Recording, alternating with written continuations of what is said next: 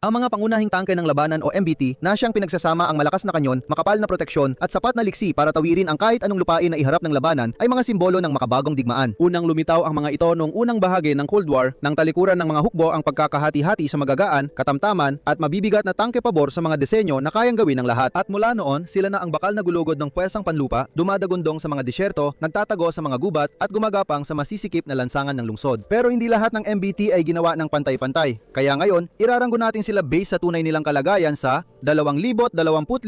Hindi lahat, tandaan mo. Sadyang napakaraming hindi kilala o kakaibang uri para maisama lahat. Pero pipili tayo ng mga kinatawan para mabigyan ka ng tamang ideya ng kabuuang sitwasyon sa buong mundo. Mga pamantayan sa pagraranggo.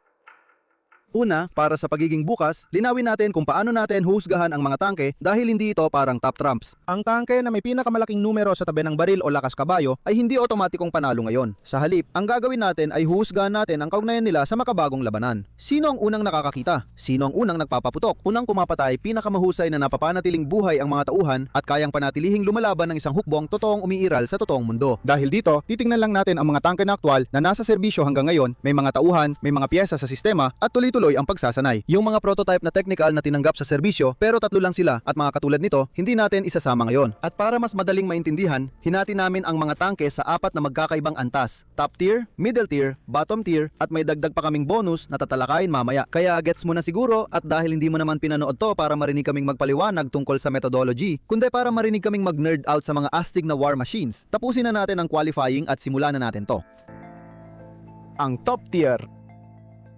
Isa lang talaga ang tangke na kukunin ng top spot dito at yon ay ang K2 Black Panther ng South Korea. Isang MBT tank na walang duda, malamang siya ang pinakamahusoy na kasalukuyang nasa serbisyo. Hindi ito prototype na puro pangako lang. Hindi ito makintab na mock-up lang ng maaaring maging anyo nito. Isa itong totoong makina na ginagamit na may mga crew na sanay, maraming spare parts at maraming potensyal na mga bansang gustong bumili at makuha ito para sa kanila. Isa rin itong tangke na ginawa para sa kakaibang sitwasyon sa Korean Peninsula. Napakatarik na mga burol, maikling linya ng paningin at mga labanan laban sa halatang kalapig bansa na inaasahang magpapalit-palit sa pagitan ng mahahabang, makinis na highway at maputik na palayan paulit-ulit. Tungkol naman sa mga particular na halimbawa kung paano ito ginawa para sa lahat ng iyon, tingnan natin ang suspension system nito. Semi-active in-arm suspension units na pinagsama sa dynamic track tension system. Sa madaling salita, sa halip na ang lumang torsion bars na tumatawid sa katawan, bawat road arm ay may dalang compact na high dynamic strut na maaari mong kontrolin ng paisa-isa. Pinapayagan nito ang driver na baguhin ang posisyon ng tangke habang umaandar, ibaba ang ilong para sa gun depression, ibaba ang buong tangke para lumiit ang silhouette o ipatagilid dito sa isang slope para hindi mahirapan ang mga sights at crew sa gilid ng bundok. Hindi rin basta palamuti lang ang semi-active na bahagi.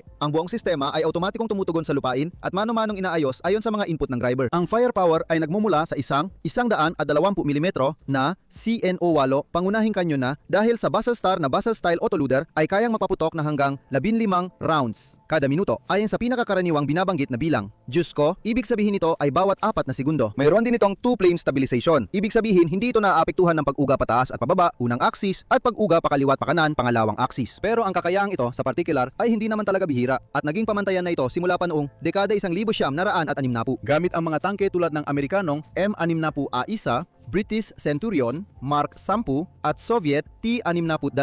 Lahat ng bersyon na ginawang pamantayang tampok ito. Sinasabi ko lang ito ngayon para malinaw na agad. Ipagpalagay na ang anumang tangke na pag-uusapan natin sa video ngayon ay may ganitong kakayahan. Maliban na lang kung sabihin naming wala. At para lang mabilis na maitama ang isang karaniwang maling akala habang nandito ka, ang CNO8 ay hindi nagmula sa German RH 120 na pamilya. Alam naming magkamuha talaga sila, pero ang CNO8 ay talagang sariling develop ng Agency for Defense Development at Hyundai. Oo, yung parehong Hyundai na gumagawa ng abot-kayang mga sasakyan. At nangyari yon mula 2003 hanggang 2008. At tungkol naman sa lumalabas sa dulo ng baril na yan, ang pangunahing bala ay ang K279 APF SDST. Nagpapaputok ito ng tungsten dart na sinasabing kayang tumagos sa 700 mm ng rolled homogeneous armor, karaniwang steel plate mula sa 2 kilometro ang layo. Na gaya na makikita natin habang nagpapatuloy ang episode ay talagang maganda talaga. Meron ding K277 Heat MBD na nakakaya ng mga 600 mm sa parehong distansya. At marahil ang pinaka-interesante sa lahat, ang Korean Smart Top Attack Munition 2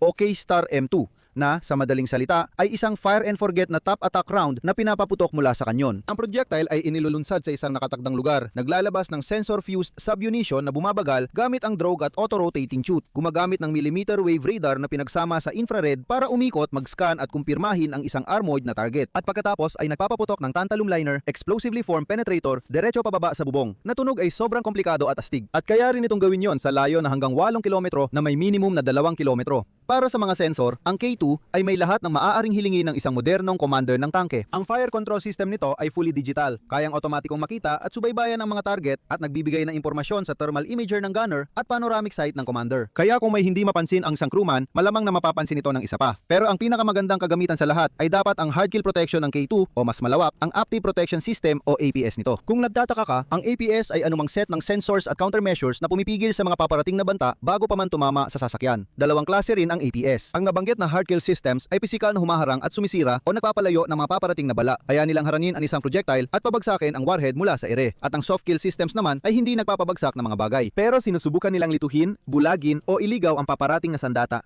Mga laser dazzler, jammer, spoofing, obscurance, mga ganung bagay. Ang pangunahing kagamitan ng K2 ay isang soft kill suite na binubuo ng missile approach warning sensors at automated multispectral smoke, usok na humaharang sa visible, infrared at ilang laser seeker bands. Gayunpaman, ang ilang K2 ay may kasamang Korean Active Protection System, isang sariling hard kill system na sinasabing kayang mag-detect ng paparating na projectile sa layong 100 hanggang 150 metro at sirain ito sa layong 10 hanggang 15 metro. Walang opisyal na bilang kung ilan ang nilagyan nito, ngunit sa pagtingin sa mga bagong larawan, madali mong mahahalata na kakaunti lang ang may ganito at ang paparating na K2EX Improved variant ay inaasahang magkakaroon nito bilang standard. At kung pag-uusapan ng mga bagay na nagliligtas sa crew, nandyan ang armor. Ang K2 ay gumagamit ng modular composite pack sa mga gilid ng turret na walang sangkap na salamin, makakapal na side skirt at tamang spoil liners. Mga bagay na pumipigil sa mga piraso ng armor na natatanggal kapag may tama na lumipad papunta sa crew at tumama sa kanila. Hiwalay din ang mga bala sa likod. Blow-off panels na sadyang mahihinang bahagi ng armor na nagdidirekta ng pagsabog mula sa mga internal na pagsabog pataas at palabas ng tank imbes na papunta sa crew. Ang buong protection scheme ay maaari ring palakasin gamit ang bolt-on explosive reactive armor o ERA kits, kung saan ang ERA ay armor na gumagamit ng maliliit na pampasabog para pigilan at pahinain ang mga papalapit na projectile. Ngayon, ang K2 ay hindi matitinag. Wala namang ganon. Pero napakahirap nitong patumbahin at ang mahalaga, kapag pumalya ito, ligtas pa rin, binibigyan ang crew ng paraan para makaligtas, imbes na maging alaala na lang. Hindi rin pinabayaan ang mobility nito. Ang mga unang modelo ay gumamit ng German MTU 88/3 engine na may ring transmission, pero mula noon ay itinulak na ng Seoul ang sarili nitong DV27K at EST 15K package na nagbibigay ng matatag na 1,500 horsepower kahit anong variant. Para sa isang 56 na toneladang sasakyan, grabe. Ibig sabihin nito ay 70 kilometro kada oras sa kalsada at 50 kapag off-road. Para sa kaalaman mo, ang K2 rin ang napili ng Poland bilang tangke ngayon na umunlad na ang kanilang ekonomiya at kaya na nilang bilhin ang gusto nila. Sila rin ang nag-iisang export customer sa kasalukuyan. Ang una nilang kontrata na pinirmahan noong 2022 ay bumili ng 180 K2 para sa mabilisang pag-deliver hanggang 2025. At noong Agosto ng parehong taon, pinirmahan ang pangalawang kasunduan para sa 180 tangke na magpapatuloy ng mga delivery hanggang 2030. Ang ilan sa ikalawang batch na yon ay gagawin na sa loob ng bansa bilang K2PL na nakatakdang simulan ang produksyon sa 2026. Kapag lahat ay naipon na, ang Poland na may 160 sa inventaryo noong Setyembre 2025 ay may opsyon na pataasin ito hanggang humigit kumulang 1,000 unit na hindi masama kung ikukumpara sa South Korea na may 410 lang nito. Pero ngayon, dumako naman tayo sa pangalawang tangke, ang Japanese Type 10. Katulad ng K2, ito ay dinisenyo para sa isang napaka-espesipikong kapaligiran na syempre ay para sa Japan. Bilang resulta, ang Type 10 ay produkto ng mga realidad sa infrastruktura ng Japan. Maraming mga tulay sa gitna ng kawalan na hindi ganoon katibay at malamang pati na rin ang mga maliliit na nakalubog na kanal ng tubig ulan na talagang kinahuhumalingan ng mga city planner sa Japan. Wala sa mga ito ang matutuwa kung dadaan doon ang isang mabigat na 70 toneladang MBT. Kaya naman, ang Type 10 ay may timbang lamang na 44 na tonelada. Halos wala. May karaniwang kargamento ito. Mas magaan ito ng 20% kumpara sa K2.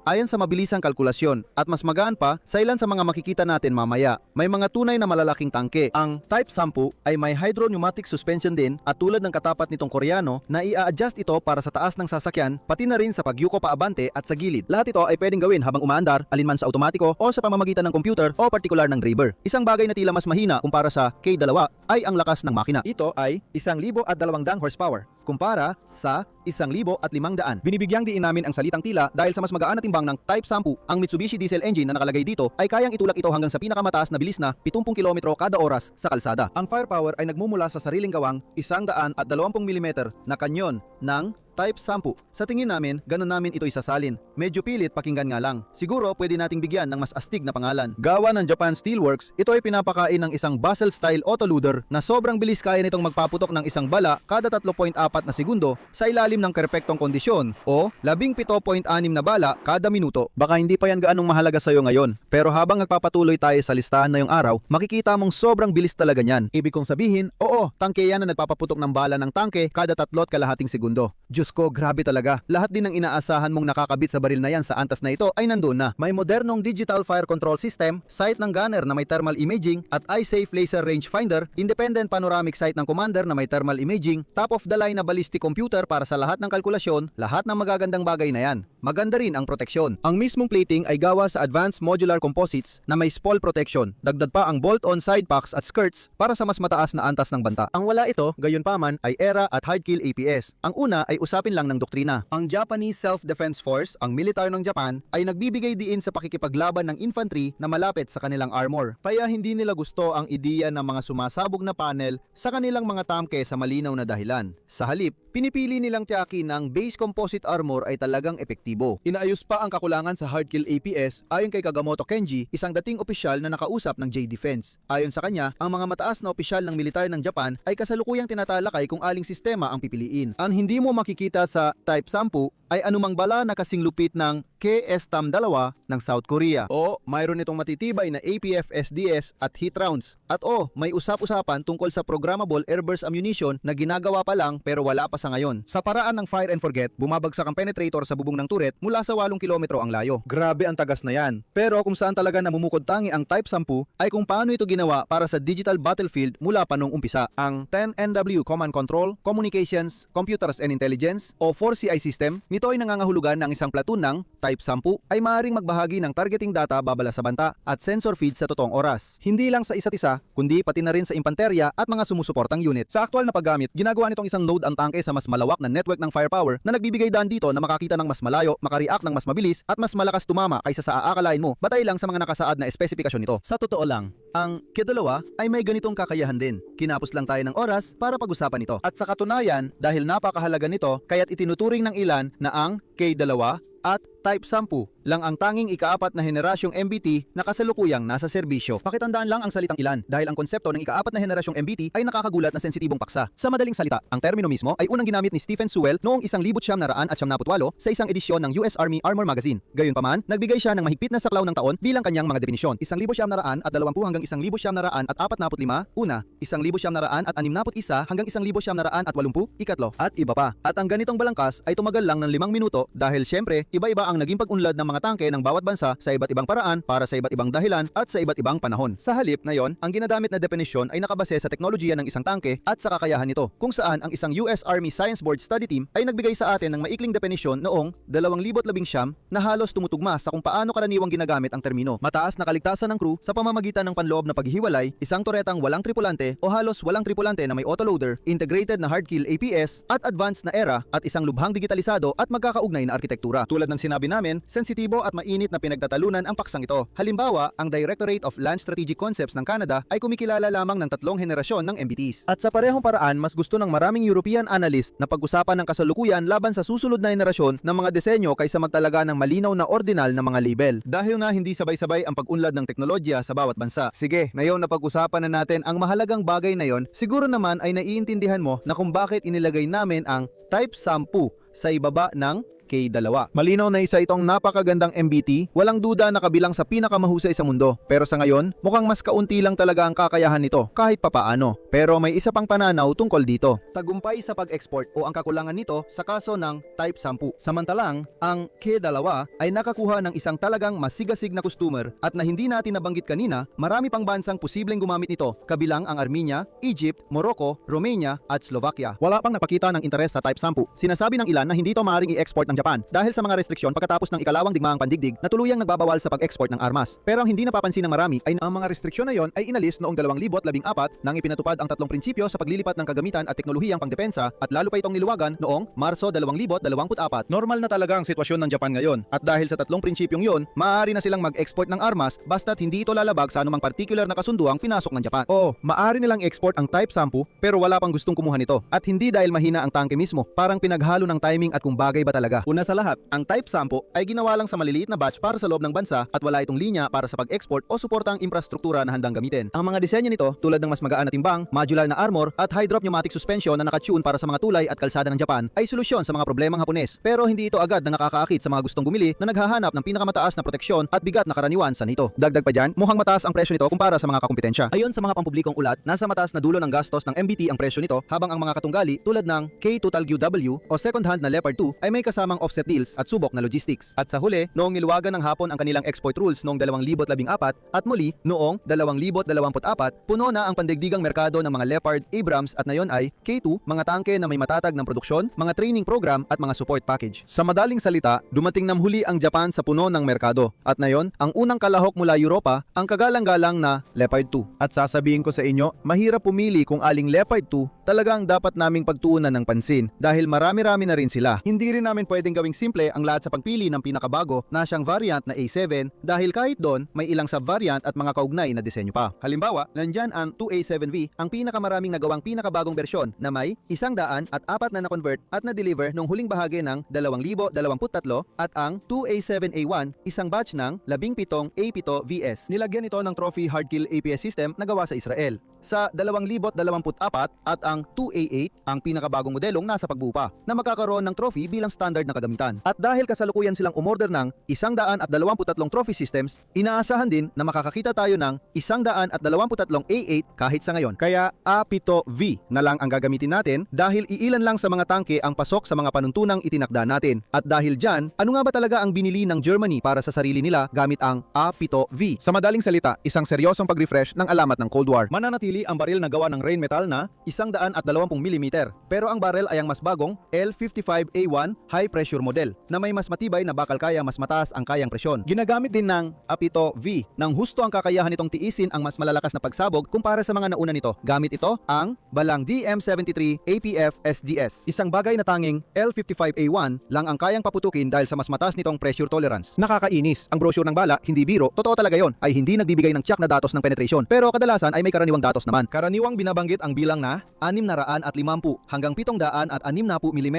na madaling mailalagay ito sa parehong antas ng K270 na nakita natin sa simula ng kabanata, kung hindi man, baka mas mataas pa nga. Bukod pa dyan, meron ka ring DM11 programmable HE rounds na malamang ay pinaka-high-tech na bagay na lumalabas sa kanyon ng AP2V. Hindi ito para pumatay ng mga tangke dahil HE ito, kundi para sa mga hindi nakabaluting target at mga fortifikasyon dahil multi-purpose ito na may tatlong fuse modes. Airburst para sa mga tropa na nakatago o mga drone, delay para tumago sa mga pader at bunker bago sumabog, at point detonate, ibig sabihin, puputok ito kapag tumama sa isang bagay. Yan na ang mga tampok na bala. Hindi naman masama, pero gaya na magiging paulit-ulit na tema sa kabanatang ito, hindi rin naman ito K-STAM, hindi ba? Para sa protection, ang AP2V ay nagdagdag na matagal ng pinag-uusapang Hull Add-on Armor Module at bagong internal arrays. At dahil sa dagdag na plating, umabot ito sa 66.5 tonelada kapalit ng kaunting bilis para sa mas makabuluhang tibay sa harapan. Ngayon, pag-usapan natin ang plating na yan dahil tulad ng K2 at Type 10, gumagamit din ng composite armor ang AP2V na dahil hindi pa natin ito na ipapaliwanag ay isang uri ng layered protection system na pinagsasama ang iba't ibang materyales tulad ng bakal, ceramics at plastic para mas mahusay na sumipsip at magtaboy ng mga tumatamang bala, hindi lang basta bakal. Karaniwan na rin ito ngayon, kaya tulad ng two-plane stabilizer, isipin mo na lang na lahat ng tangke na pag-uusapan natin ay gumagamit nito, maliban na lang kung sabihin naming hindi. May mga pagkakaiba rin sa kalidad ng mga particular na formula ng composite armor, syempre pati na rin sa iba't ibang kapal na ginagamit nito. Pero sa kasamaang palad, sa isang pangkalahatang talakayan tulad nito, dagdag pa ang katotohanan ang mga detalye ng mga mas bagong kagamitan ay kadalasang nananatiling lihim pa rin. Hindi talaga natin kayang masyadong mag-focus sa mga particular na detalye niya ngayon. Kaya ang pangkalahatang tuntunin na susundin natin ngayon ay mas maraming composite armor, mas maganda, maliban na lang kung mayroong particular na kapansin-pansin, mabuti man o masama, tungkol sa pagkakabuo nito na sa ganung kaso ay tuturo natin at isa sa alang-alang. Balik tayo sa A7V.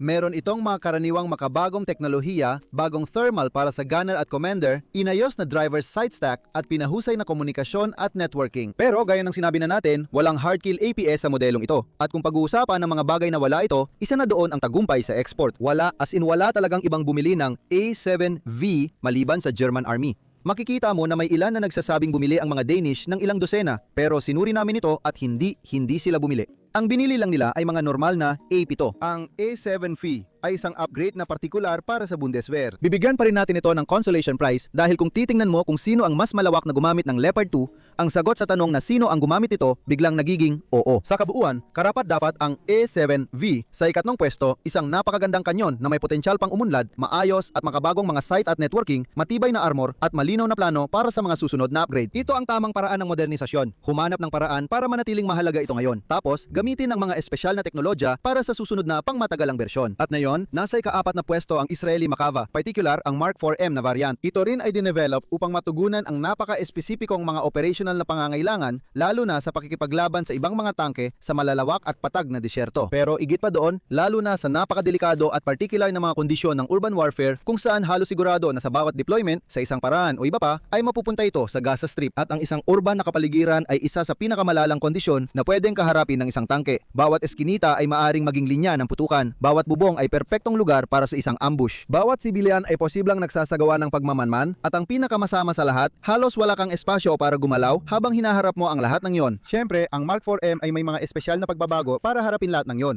Una at pinakakapansin-pansin ay ang disenyo nito. Habang ang lahat ay nilalagay ang makina nila sa likod, ang Makava ay inilalagay ang 1,500 horsepower V12 diesel nito sa harap. Bakit?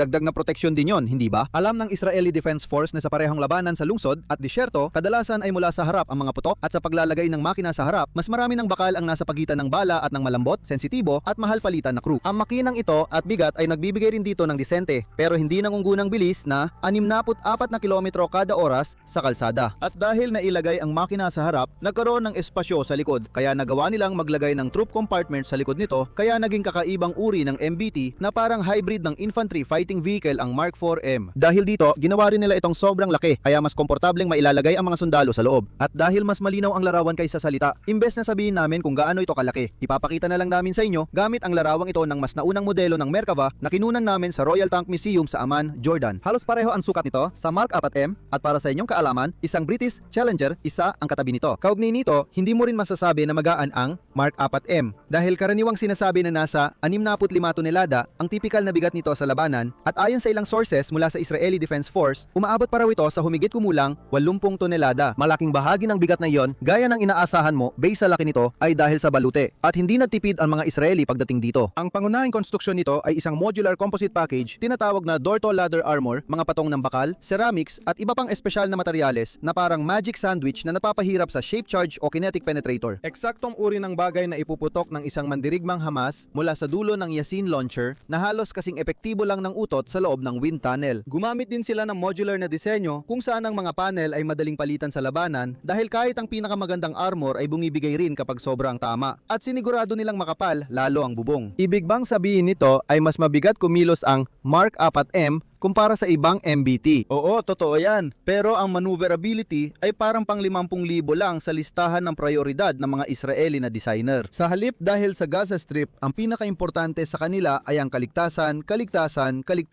At tungkol naman sa kaligtasan, ang Mark 4M ay may hard kill APS bilang standard at hindi na nakakagulat na malaman na ang mga Israeli ay gumagamit ng Israeli Trophy System. Nakakagulat, alam namin. Eto, dahil hindi namin tinalakay ng detalyado noong pinag-usapan natin ang AP2V ay may kakayahang mag-intercept na may saklaw na humigit kumulang 10 hanggang 30 metro. At dahil sa Gaza Strip muli, ito ang pinakasubok sa labanan na APS system na meron at talagang mahusay itong gumagana. Iba pang mga bagay na tumutulong sa kaligtasan ay kinabibilangan ng spall liners at internal compartmentalization para maiwasan ang pagputok ng mga bala dahil sa init at slat skirts para mapasabog ng mas maaga ang mga hit round. Ang firepower ay nagmumula sa 120 mm MG253 smoothbore na kanyon. Isang mas pinahusay na bersyon ng parehong kanyon na ginagamit ng Israel mula pa noong 1940 80. Mayroon itong nangungunang fire control system sa buong mundo, nakakabit sa makabagong thermal at night vision sights at halos lahat ng mga bagay na inaasahan mo sa isang tangke sa antas na ito, kasama na ang networking. Medyo kulang nga lang ang bala ayon sa pamantayan ng kabanatang ito. May 332 at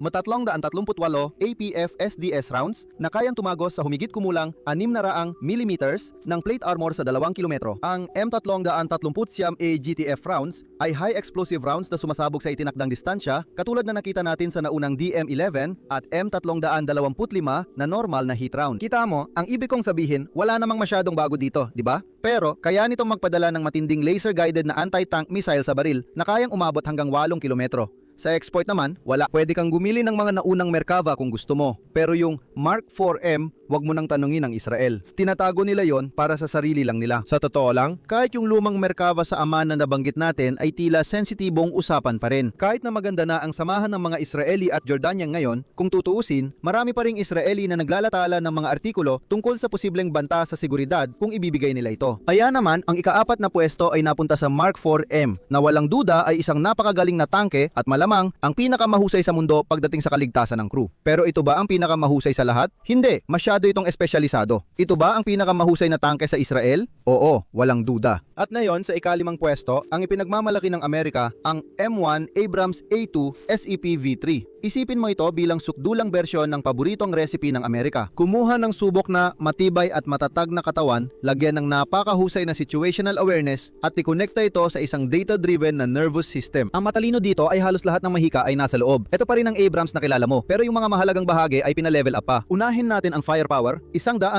mm M200 at 56 smoothbore na kanyon. Ito pa rin ang parehong kanyon na nasa loob ng Abrams sa loob ng mga dekada na. Pero ang SCP V3 ay nakakabit sa ammunition data link na nagbibigay daan sa mga crew na maprogram ang XM1000, 147 advanced multipurpose round bago pa ito lumabas sa kanyon. May airburst mode para sa mga trinsera at drone, delayed mode para sa mga padder at bunker, o simpleng point detonate mode para sa mga sasakyan. Isa itong napakatalinong bala na gumagawa ng trabaho ng tatlo, at ang mahalaga, hindi ito magagamit ng mga lumang Abrams. Ipagpares mo yan sa access sa pinakabagong long rod APF SDS rounds at makukuha mo mismo ang inaasahan mo. Sapat na lakas ng putok para durugin ang kalabang armor, pero mayon, mas flexible na laban sa mga malalambot, tuso at mga nakabaon. Sa isang kapansin-pansing kakulangan, gayon paman, ang SEP V3 tulad ng lahat ng Abrams ay wala pa ring autoloader. May ilan na magsasabi na hindi naman ito masama talaga dahil mas kaunti ang pwedeng pumalya at dahil maaari ring gawing mas mahina ang tangke ng isang hindi magandang disenyo ng autoloader. Pero para sa amin, dahil sa mga benepisyo ng maayos na autoloader tulad ng mas mataas na rate ng pagpapaputok, lalo na sa matagalang operasyon dahil sa pagod, mas kaunting crew at mas matibay kumpara sa tao, kinokonsidera naming kakulangan na yon ang kawalan ng autoloader ng SCP V3.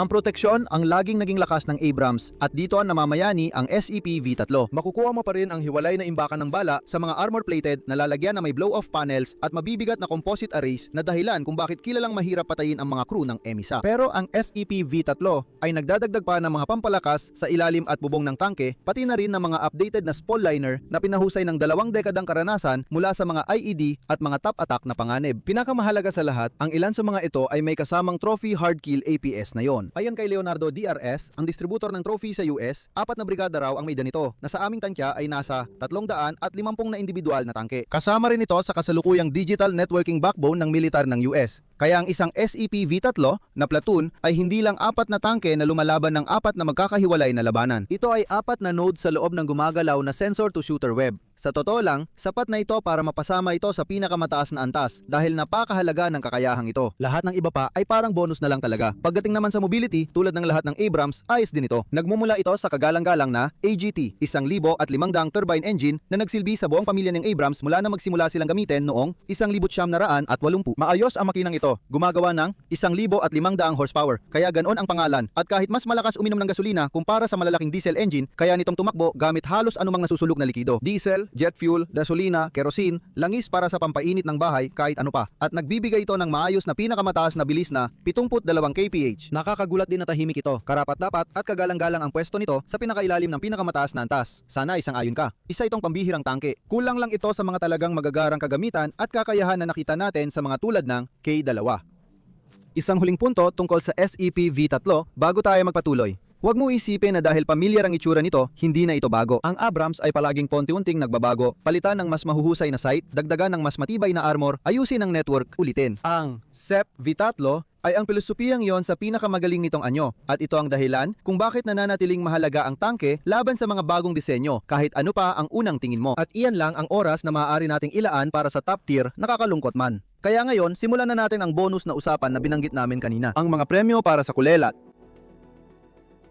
Ngunit silang lahat ay nalinlang dahil may isa pang tangke na ginawa. Sa lupain ng Sverdlovsk Oblast, sa mga pandayan ng Ural-Vagon-Zavod, lihim na inilantad ng madilim na Pangulong Putin ang isang pangunahing tangke na nilikha upang higitan ang lahat ng iba pa. At sa tangkeng ito, ibinuhos niya ang kanyang kayabangan, ang kanyang tapang at ang kanyang kagustuhang ipatupad kung anuman ang pinatutunguhan ng kanyang patakarang panlabas.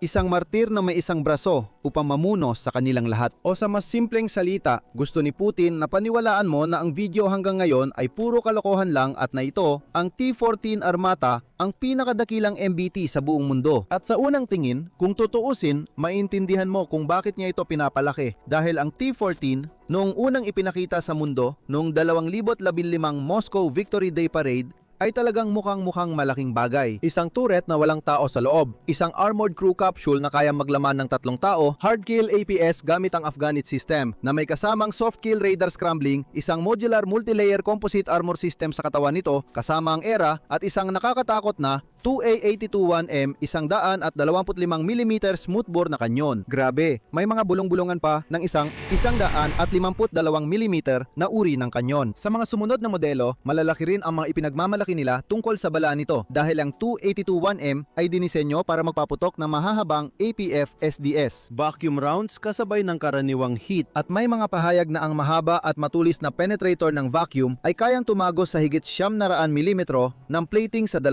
kilometro. At nandyan din ang katotohanan na kaya rin itong magpaputok ng 3 UBK-21 Sprinter. Ito ay mga laser beam riding na missile na may ina-advertise na abot na halos 8 kilometro. Ang Russia naman sa kanilang panig ay pinakilala ito bilang isang ganap na bagong disenyo na malayo sa T-72, T-80 at T-90 ang mga tangke na minana nila matapos ang pagbagsak ng Soviet Union at ginagamit pa rin hanggang ngayon. Sa katunayan, ipinakilala pa nila ang T-14 bilang isang universal combat platform kung saan maaring bumuo ng iba't ibang uri ng sasakyang pandigma. Kasama sa mga halimbawa ang T-15 Heavy Infantry Fighting Vehicle, T-16 Armored Recovery Vehicle at T-2S-35 Self-Propelled Gun. Ngayon, maging ang mga pangunahing tagamasid mula sa kanluran ay sineryoso rin ito na may mga headline na puno ng excitement na baka nalampasan nga ng Russia ang isang buong henerasyon sa disenyo ng tangke. Ngunit agad ding sumunod ang realidad. Ang orihinal na plano ng Russia na magkaroon ng 2,000 T-14 sa serbisyo pagsapit ng 2020 ay tahimik na isinantabi. Paulit-ulit na naantala ang serial na produksyon at sa ngayon, nasa pagitan lang ng 20 hanggang 40. Kasama na ang mga prototype ang aktwal na nagawa at ang dahilan ng pagbagsak na yan mamili ka na lang kung alin. Una, pera ang usapan. Si Sergei Hamazov, isang malaking personalidad sa industriya ng depensa ng Russia, ay umamin noong 2024 na masyadong mahal ang T-14 para gamitin sa Ukraine at na mas marami na lang T-70 ang makukuha ng hukbo. Malaking pagbagsak yan para sa isang bagay na dati ay ipinagmamalaki bilang universal combat platform ng hinaharap.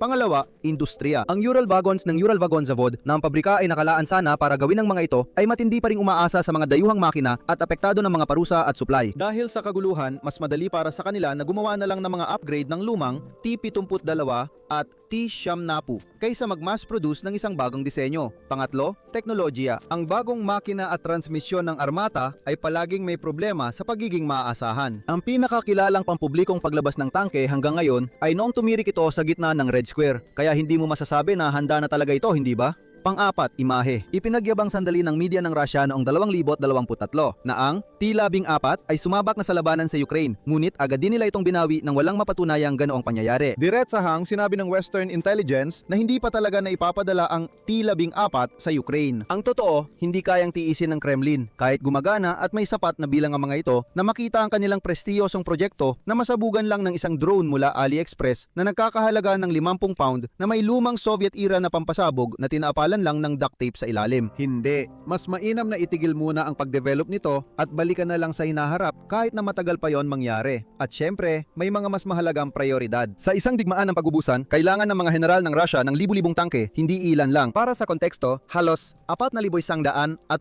tangke nang nawala sa kanila mula nang tuluyang pumasok sila sa Ukraine noong 2022. At yon ay kumpirmadong bilang pa lang. Walang duda na mas mataas pa ang totoong bilang. Kaya oo, kahit pa ito ay isang uri ng super mahiwagang tangke, hindi pa rin ito magiging sapat ang dami para suportahan ang kanilang kampanya. Kaya para maibalik kita sa simula, gaya ng sinabi namin, gusto ni Putin na isipin mong ang T-14 ang tunay na panalo sa episode na ito. Pero sa katotohanan, hindi naman talaga ito umiiral at mukhang parang sirang-sira ito? Oo, hindi nga talaga. Hindi ba?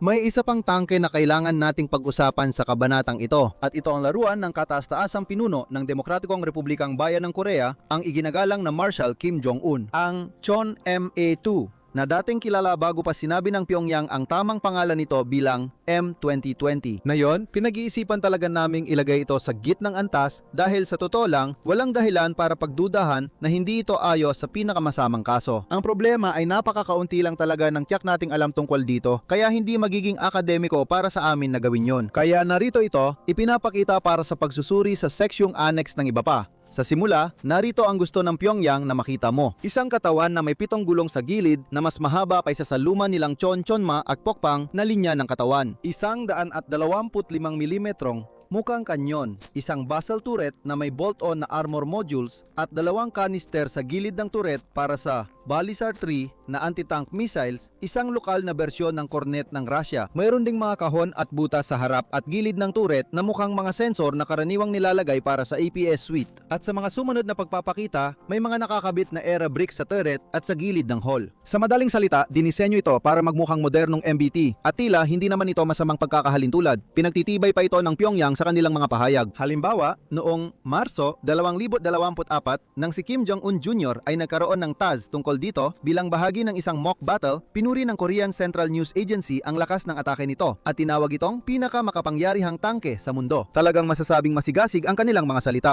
Ngunit ang inilabas na mga video na talagang marami ay nagpakita rin ng isang mahalagang bagay na kahit papaano ay sapat ang kanilang pagiging maasahan para makagawa ng mga ilang minutong mahahabang video ng mga ito nang hindi nasisira. Hindi ito ang pinakamagandang ebidensya, alam natin yan, pero kailangan mong tanggapin kung ano ang meron ka pagdating sa Hilagang Korea, hindi ba? At ang mga komentaryo mula sa kanluran, bukod pa sa Diyos ko, may bagong tangke si Kim Jong-un. Magsisisimula na talaga ang ikatlong digmaang pandigdig na yon. I-click mo ang link para sa karagdagang impormasyon. Lampas sa mga basurang tabloid kung saan inaalok din ang patas at walang kinikilingang pananaw, hindi basta-basta tinatanggihan dahil lang Hilagang Korea ito. At hindi rin sobra-sobrang pinupuri ang mga katangian nito. Sina Douglas Berry at Joseph Dempsey mula sa International Institute for Strategic Studies halimbawa ay gumawa ng paunang pagsusuri. Nang ito ay ipinakita noong Oktubre 2020 sa parada para sa ika-75 anibersaryo ng pagkakatatag ng Workers' Party of Korea at napagpasyahan nila na ito ay isang tunay na bagong tangke, hindi lang basta gawa-gawang karton at plaster of Paris na ginawa para lang magpa-impress sa kamera. At malinaw na ipinakita nito ng Hilagang Korea ay nagnanais ng parehong modernidad na nakita natin sa huling kabanata.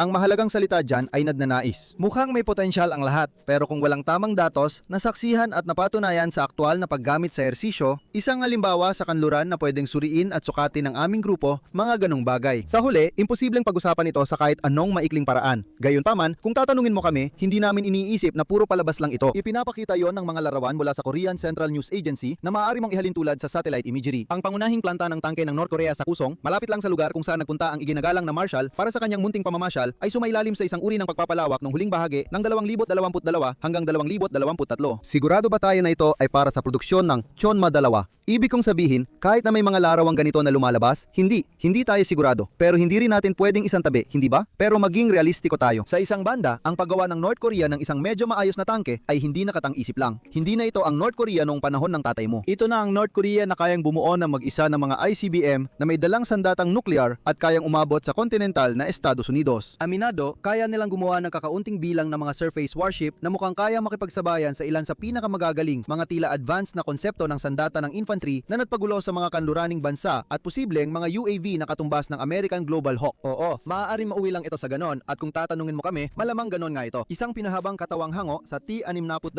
o T-72 na may 7 road wheel at lokal na 125 mm na kanyon na pinapakain ng autoloader na may ilang temo-grade na elektronikong kagamitan na isinaksak dito. Isang bagay na karapat-dapat lang na mapunta sa ibabang bahagi ng gitnang antas. Pero hindi rin natin pwedeng isantabi na baka mas maganda pa nga ito, hindi ba? Ang gitnang antas. Sige, ang pinakamataas na antas ay tungkol sa mga pasikat na rock style ng mundo ng mga sasakyang armorado. At ang tinitingnan natin ngayon ay ang mga makinang pangsuporta na mahusay, may kakayahan at minsan ay kahanga-hanga pa nga. At sa huli, wala lang talaga silang pinakamagagandang baril, pinakamagagandang bala, pinakamagandang armor o pinakamagagandang electronic systems. Hindi naman talaga sila masama, gusto lang talaga naming bigyang diin yon. Hindi lang talaga sila ang nangungguna ngayon. Noong mga nakaraang panahon, sila ang maaaring nangungguna. Pero ang mga MBT na dating pangunahing pinipili ay naiwan na ng mga mas bago at mas magagarang modelo at minsan hindi talaga sila naging nangungguna at hindi na rin sila kailanman mangungguna. Ang mga MBT na ginawa ayon sa budget, kadalasan ay mga produktong sadyang ginawa para magsilbi sa mga militar na mga umuunlad na bansa kung saan ang mga estratehikong alalahanin ay hindi para makipagsabayan sa malalaking bansa kundi para lang harapin ang kalapit na bansa o panloob na kalaban. Sa mga ganitong kaso, hindi mo kailangan ng napakagaling na tangke, kailangan mo lang ng tangke na medyo mas magaling. At minsan, ang mga ito ay mga tangke mula sa isang nangungunang pandaigdigang kapangyarihan na hindi umabot sa inaasahan. Tulad ng una nating halimbawa, ang Type 79A ng China. At kailangan din nating aminin sa isang banda na medyo pinagsisisihan naming inilagay ang 79A sa tier na ito. Madali mong maipapaliwanag kung bakit pwede itong ilagay sa pinakailalim ng pinakamataas na tier. Bago ito at tunay na revolusyonaryo para sa China at sa papel, mukhang kaya nitong makipagsabayan sa kahit sino.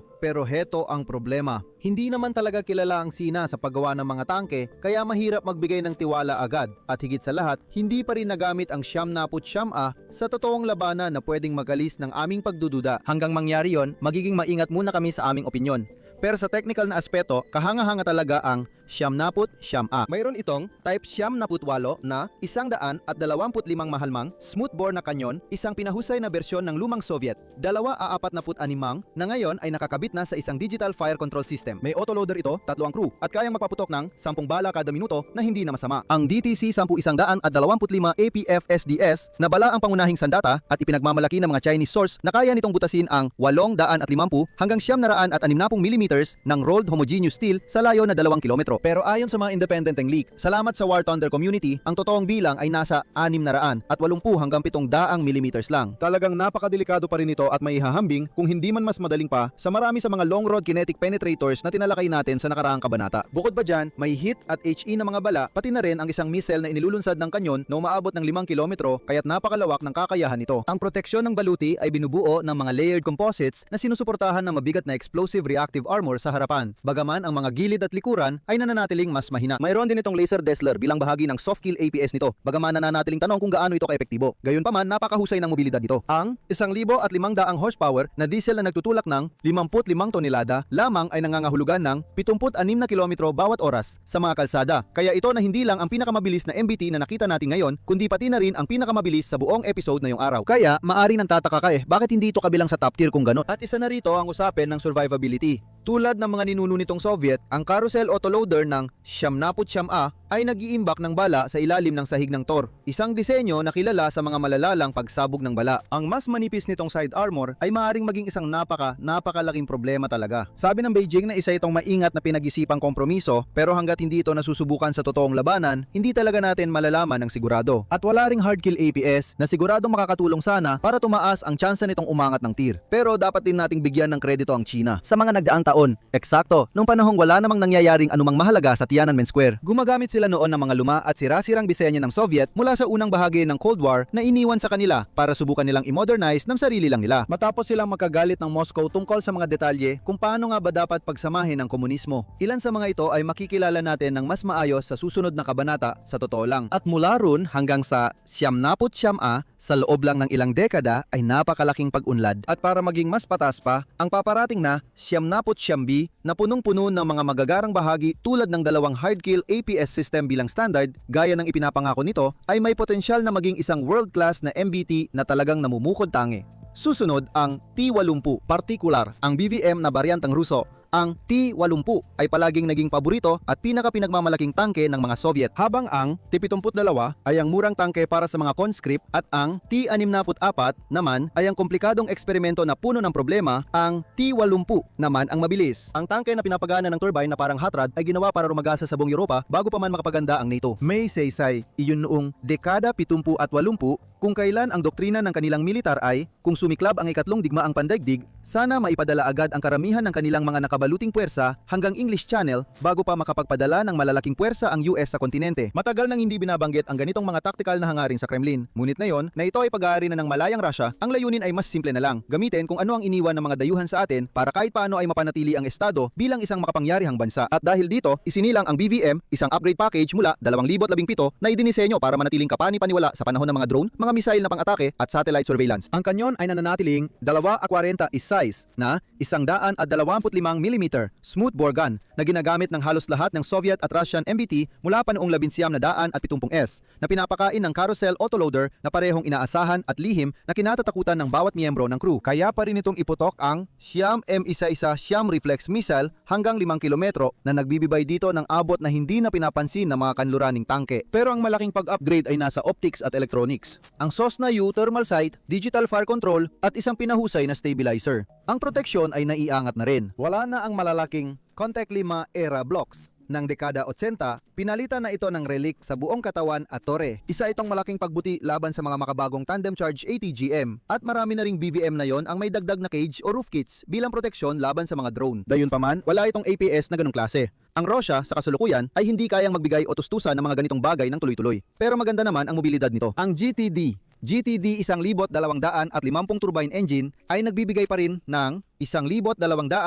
horsepower na sa isang haul na may bigat na mahigit 40 tonelada ay umaabot ng 70 kilometro kada oras. Sa kalsada, kahit nakapalit nito ay napakalakas na konsumo ng gasolina. At kung pag-uusapan ang Ukraine, ang BVM ay isa ring tangke na hindi tayo nauubusan ng datos mula sa labanan. At sa tila, ayos naman ang kalagayan nito. Kung isasaalang-alang ang lahat dahil sa mga crew nito, access sa makabagong mga site at mas magandang armor na meron sila ay mas maganda ang naging resulta kumpara sa kanilang mga kasamahan sa luma at pagod na T-72. Pero hindi matalo, malayo pa nga. Dahil sa katunayan, ayon sa oras ng pagsulat nito, nawalan na ang Russia ng 235 BVM sa kabuuan. Sa kabila ng sinabi ko, matapos gumugol ng mas mahabang oras sa pagsisiyasat sa mga open source intelligence database kaysa sa nararapat, may ilang mahahalagang kahinaan na maaaring matukoy. Ang pinakamasama rito ay ang mga malalakas na pagsabog na dulot ng carousel autoloader na sumasabog. Ibig sabihin, sabay-sabay na puputok ang lahat ng bala nito. Gayunpaman, kung titingnan ng ibang uri ng pagkasira, mukhang makatuwirang isipin na kadalasan ay nakakaligtas ang mga crew ng BVM mula sa mga pinsalang hindi dulot ng autoloader, maliban na lang sa mga kawawang tao na nasa mismong tapat ng tama. Sa kabuuan, ang BVM ay eksaktong kung ano ang itsura nito. Isang life extension package na nagpapanatiling may saysay, ang isang showpiece ng Cold War. Mas malakas ang tama nito kumpara sa T-72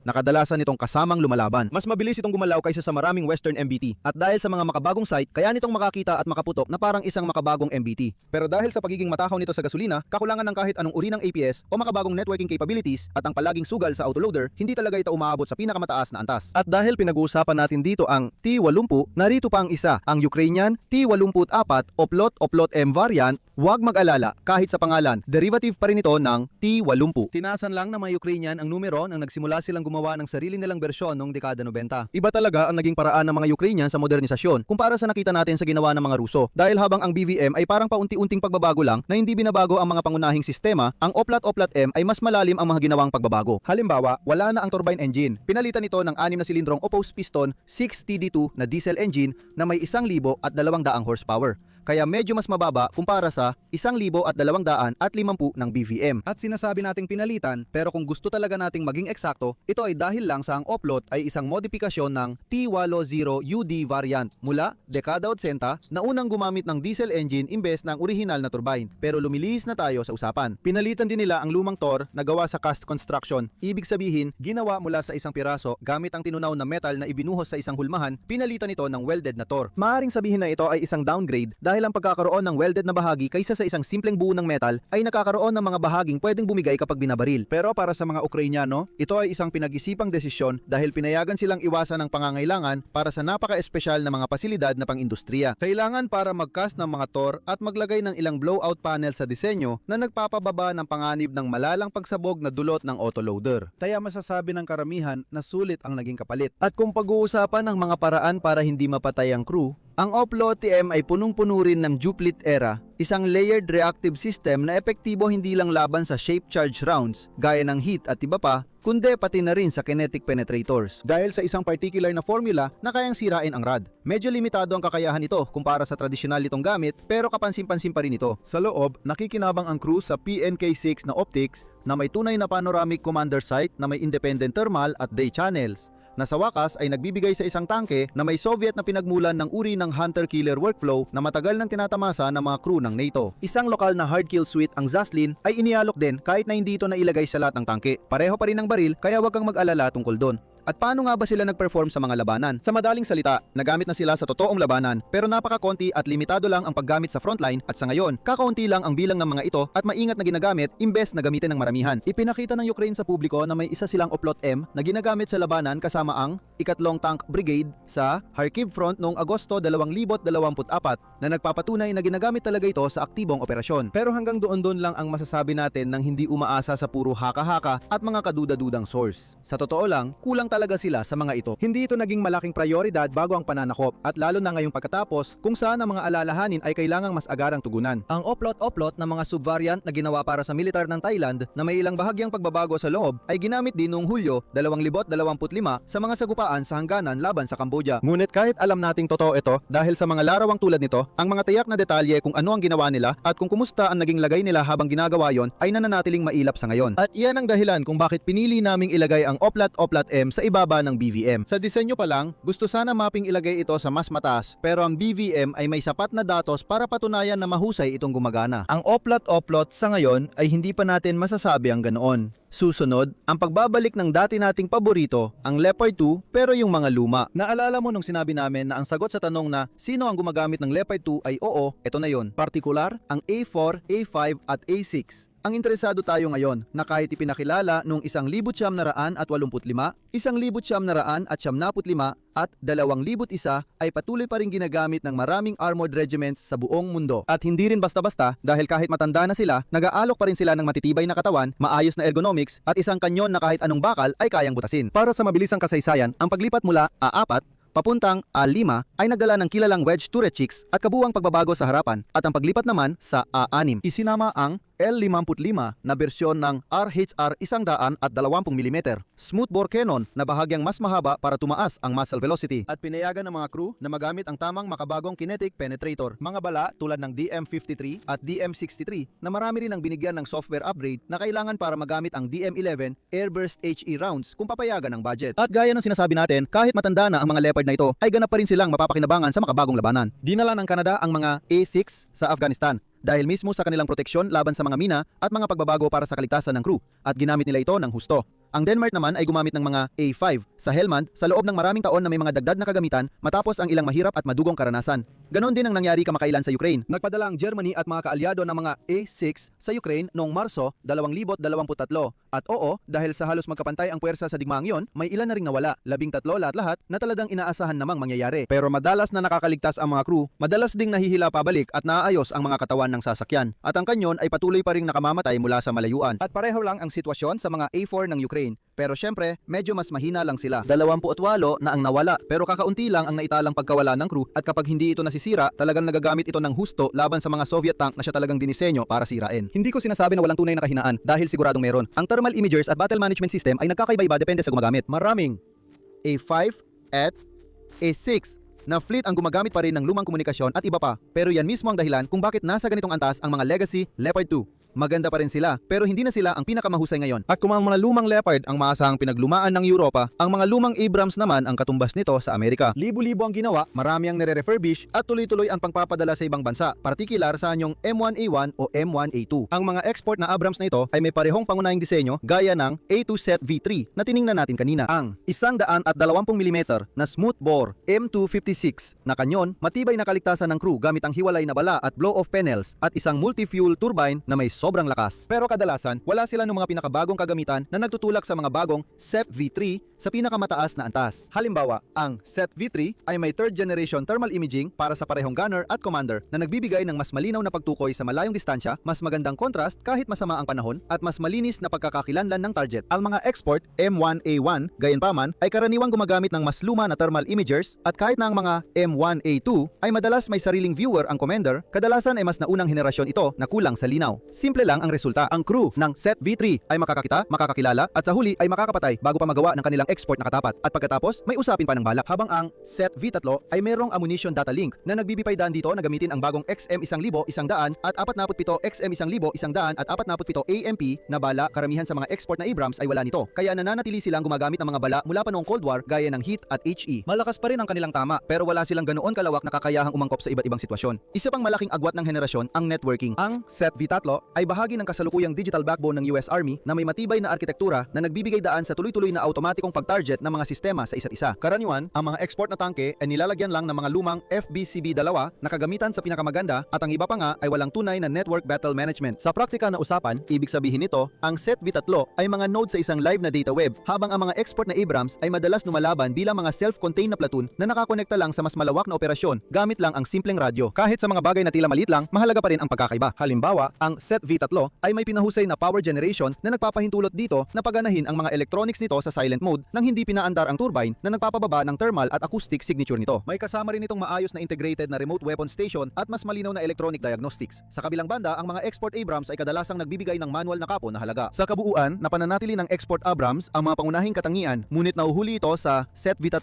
pagdating sa sensors, networking, proteksyon at potensyal para sa pagpapabuti. Gayunpaman, hindi ibig sabihin nito na hindi ito epektibo para sa Ehipto na gumagawa ng M1A1 sa sarili nilang pabrika sa labas ng Cairo at nakagawa na ng mahigit 1,000 nito. Ang Kuwait ay gumagamit din ng M1A2 na kamakailan lang ay in-upgrade sa lokal na case standard, habang ang Saudi Arabia naman ay may sarili nilang A2S na bersyon. Ang Ukraine din paman ang siyang pinaka-nakapagpakinabang sa mga ito. Gaya ng inaasahan mo, partikular ang A1 sa UKR na sub-variant. Talagang matibay din ang mga ito. Nawalan sila ng 22 sa kabuuan, 10 ang tuluyang nasira at 12 ang nasira pero hindi tuluyan. Ngunit puring-puri ito ng mga crew, lalo na pagdating sa firepower, mobility at optics nito. Ayon sa kanila, parang nagmamaneho lang ang scooter kapag ginagamit ito, kung ano man ang ibig sabihin nun. Susunod, ang Type 76B ng Tsina, ang pinakahuli at pinakadakilang miyembro ng Type 80 na linya. Hindi naman natin kailangang mag-alala masyado tungkol sa pinagmulan nito ngayon dahil makikilala natin ang iba pang miyembro ng pamilya sa susunod na kabanata. Ang mahalaga dito ay ang 76B, ang pangunahing tangke ng People's Liberation Army para sa karamihan ng gawain. Tangke, isang practical at maaasahang modernisasyon na nagpapanatiling mahalaga sa Cold War na disenyo at nagbibigay sa kanila ng kaunting panahon para mapaganda ang Type 79. Pamilyar pa rin ang firepower, ang eksaktong parehong 125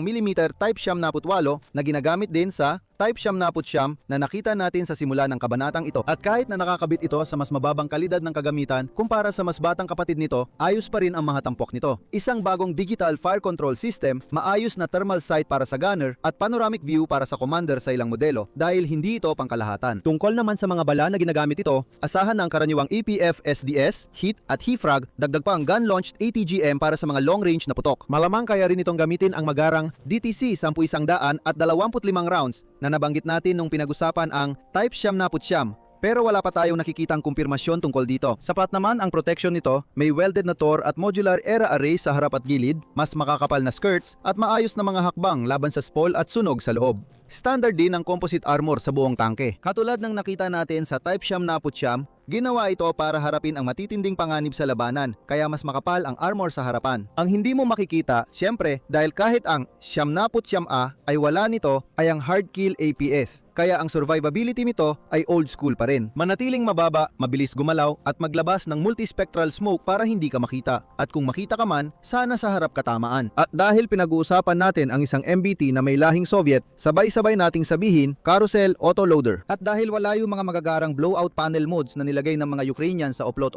M, nananatiling malaking kahinaan yon. Bagamat dahil kailangan nating maging patas at hindi pa natin ito napag-uusapan, may ilang sinasabing mga benepisyo ang carousel autoloaders. Una, nababawasan ang crew mula 4 hanggang 3 dahil tinatanggal ang dedicated loader at dahil dito agad na napalit ng mga designer ang internal na espasyo ng tangke. Ang mas maliit na crew compartment kasama ang compact na underfloor carousel ay nangangahulugan na pwedeng gawing mas mababa at mas masikip ang turret na nagpapababa ng kabuuang silhouette. Malaking benepisyo ito sa survivability sa labanan dahil mas mahirap makita at tamaan ang mas mababang tangke. At syempre, mas mabilis at hindi nakakapagod ang pagpapaputok ng mga bala. Syempre, gaya ng nakita natin, may kapalit ang mga benepisyong ito. Pero mula sa pananaw ng mga Soviet simula dekada 60 pataas, mas matimbang ang mga benepisyo ng mas maliit, mas mababa at mas compact na tangke kaysa sa mga panganib. Kaya naman naging pangunahing tampok ng kanilang MBT Family Tree ang carousel autoloader, kabilang na ang 76B. Para ibalik sa 76B, pinapagana ito ng V8 AV 100 at 50 AV 100 at 50 HB diesel engine. At ayon sa mga Chino, umaabot ito ng humigit kumulang 1,200 horsepower. Pero kung tatanungin mo ang mga kanluranin, nasa 1,000 horsepower lang ito. Kaugnay nito, sinasabi ng una na aabot ito ng 75 km/h sa kalsada, habang ang huli naman ay nagsasabing hanggang 70 lang. Kaya masasabi mong mabilis talaga ito. Ang tanong lang ay gaano nga ba ito kabilis? At kung pag-uusapan natin ang mga bagay na hindi rin tayo sigurado, hindi rin natin alam kung ilan talaga ang meron ang sina nito. Hindi naman talaga bilang pinagtutuunan natin ng pansin sa episode natin ngayon, alam namin. Pero nakakatuwang detalye ito para sa 76B. Kaya pagpasensyaan nyo na kami. Ganito kasi yan, matapos naming himay-himayin ang mga sanggunian sa wikang Chino, alam na namin ito. Naaprobahan ito para sa development noong Mayo 2015 at nagkaroon ng 2 test prototype na handa na noong Pebrero 2016. At pagsapit ng susunod na buwan, 10 karagdagang pre-production units ang natapos na. Ang kabuuang 12